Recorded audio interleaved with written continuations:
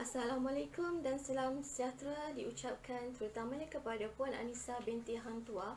Saya, Jira Sarfina binti Idris, nombor metrik 290935 dari kumpulan Ipoh telah memilih tajuk perbincangan iaitu Komunikasi Pembangunan.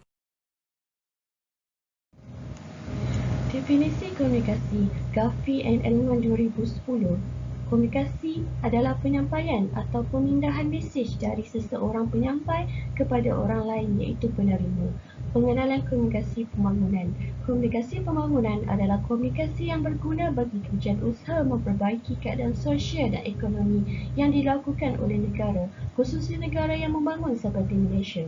Nasution 2007 menyatakan teori ini digunakan dalam melaksanakan rancangan pembangunan sesebuah negara, serta teori ini juga digunapakai bagi isu-isu pembangunan yang berlaku di Malaysia.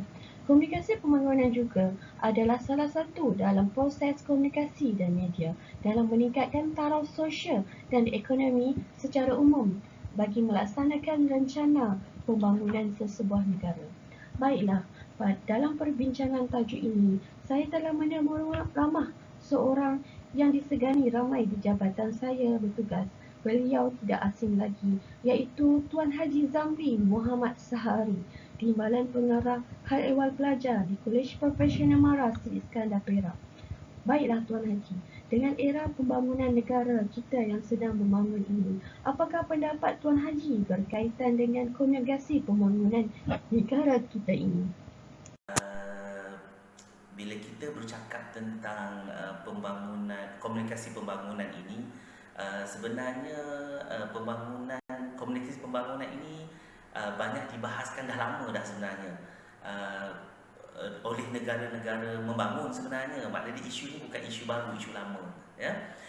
Bila kita melihat tentang konsep tu adalah konsep komunikasi dalam membangunkan satu-satu negara. Konsep communication ni sebenarnya amat penting sebab dia mencakupi semua sahaja ruang bidang dan lingkup, di mana bila sebut saja tentang communication, komunikasi kita dalam bidang sosial, komunikasi kita aspek ekonomi, komunikasi kita dalam konteks politik, itulah lingkaran kita sebenarnya bila kita sebut.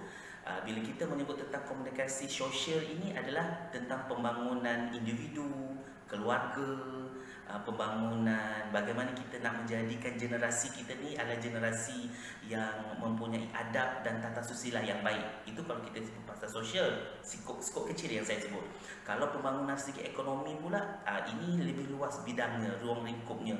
Communication kita, bagaimana kita untuk memajukan ekonomi kita dalam konteks masyarakat setempat dan juga masyarakat global. Sama juga dalam bidang politik. Pembangunan communication dalam pembangunan ini, ruang lingkup dalam bidang politik juga adalah bagaimana kita nak mendidik politik kita ini menjadi politik yang matang dan juga boleh diterima oleh semua orang. Secara langsung ataupun secara kesimpulan dia, communication ini dia akan memberi satu peradaban yang baik kalau dia mampu untuk kita bina bersama bagi generasi-generasi yang akan datang. Itu sebenarnya pentingnya communication pembangunan ini sebenarnya untuk negara kita. Dan sekarang ini communication sedar tak sedar generasi sekarang, saya bagi satu contoh saja, iaitu tentang TikTok. TikTok ini salah satu communication yang boleh saya garapkan juga, communication pembangunan generasi sekarang. Dalam tu sedar tak sedar dia boleh mempengaruhi pemikiran, mempengaruhi ekonomi, mempengaruhi politik. Jadi communication ini baik atau buruknya itu kita ambil yang baik sajalah sebenarnya untuk pembangunan generasi dan peradaban kita. Terima kasih Lila. Itu pada pandangan saya. Terima kasih Cik Zam. Baik, sama.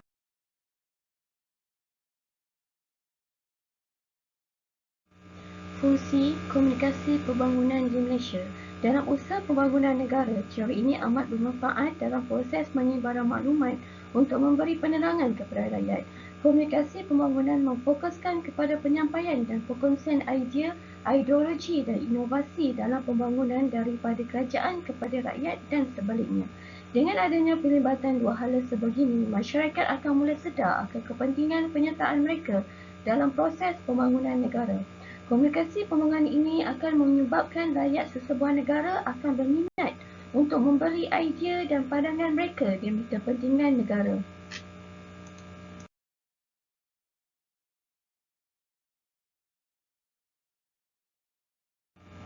Fungsi komunikasi pembangunan di Malaysia yang kedua adalah medium pendidikan masyarakat. Dalam pada masa yang sama, dengan mengaplikasikan teori ini, maka pihak kerajaan dapat mendidik masyarakat dengan lebih baik bagi membentuk nilai sikap yang berteraskan kepada pembangunan serta kemodenan negara. Dengan adanya penggunaan media massa secara meluas dalam menyampaikan idea dan maklumat, maka masyarakat negara ini akan lebih tertarik untuk menggunakan peranti seperti telefon mudah alih, tablet dan komputer peribadi. Hal ini akan menjadi perangsang kepada pembangunan negara yang akan menjadi aspirasi kepada proses pembangunan negara.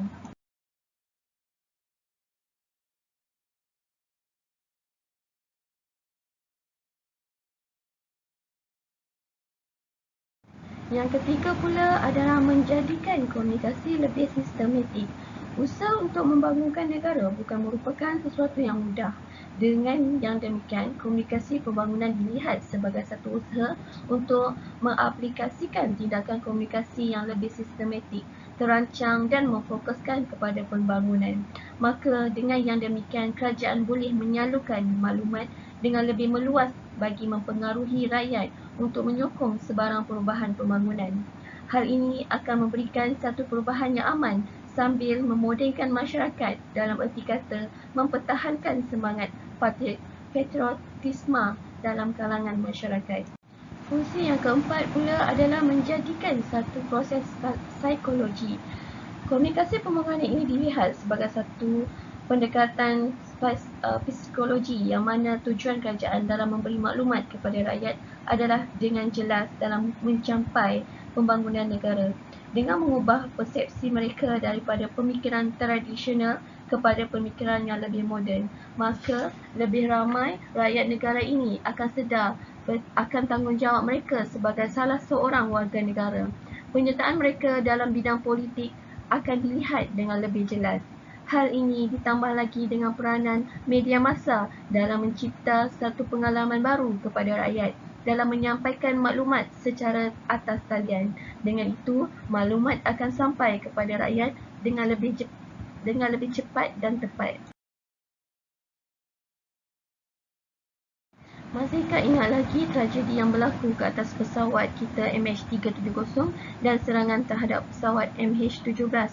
Melalui isu-isu ini, kerajaan dengan kadar segera memainkan peranan melalui komunikasi pembangunan negara, iaitu mengadakan sidang media dalam menyampaikan maklumat yang tepat dan sahih kepada rakyat dalam merungkai teka-teki ini, serta bagi menyelesaikan kabar angin yang tersebar di kalangan rakyat bagi menyampaikan berita yang sahih dan benar.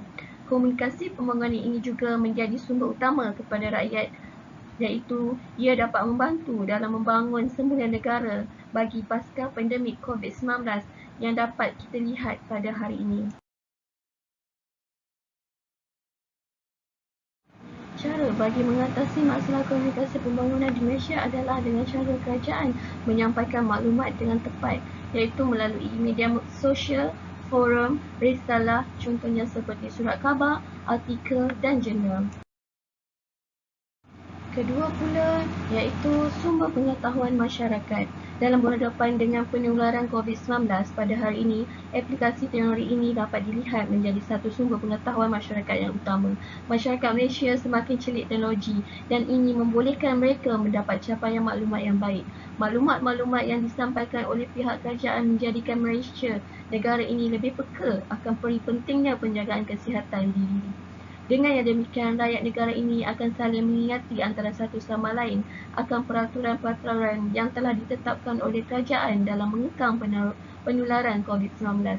Pada hari ini, kita dapat saksikan penurunan kes dalam negara yang mana kadar jangkitan telah menurun dengan mendadak, manakala simptom yang dialami oleh pesakit juga tidak seteruk sebelum ini dengan wujudnya kesedaran untuk mendapatkan imunisasi.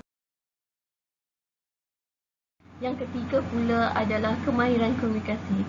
Kemahiran komunikasi atasan ke bawah, iaitu daripada pihak kerajaan kepada rakyat. Kedua, kemahiran komunikasi bawahan ke atas melibatkan rakyat kepada pihak kerajaan.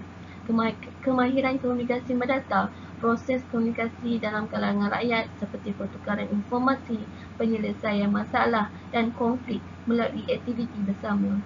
Terakhir adalah kemahiran komunikasi luaran melibatkan proses penghubungan antara pihak kerajaan dan rakyat.